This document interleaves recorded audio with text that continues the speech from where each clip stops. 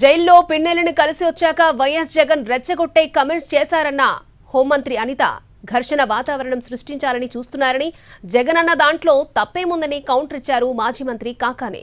YCP కార్యకర్తలపై దాడులు చేస్తే ఖచ్చితంగా ప్రతిదాడులు ఉంటాయన్నారు. ఆర్డర్ చేసినట్టు ఎక్కడైనా రికార్డెడ్గా ఉన్నాయా? ఎవరైనా కంప్లైంట్ ఇచ్చారా?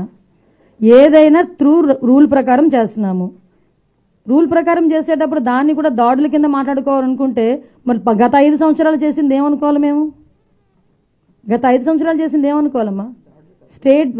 స్టార్ట్ అయిన దగ్గర నుంచి మొదలు పెట్టారు కదా, ప్రజావేదిక కూల్చిన దగ్గర నుంచి మొదలు పెట్టారు కదా.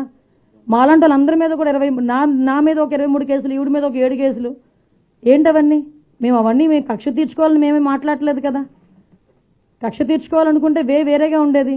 కానీ ఈ రోజుకి కూడా మేము పబ్లిక్ చెప్తున్నాం, చూపిస్తున్నాం, ఇది ఇలా జరుగుతుంది అని చూపిస్తున్నాం. దానికి ప్రతీకార దాడులు ఎక్కడ జరిగినాయండి? ప్రతీకార దాడులు అంటే రెచ్చగొడుతున్నారా?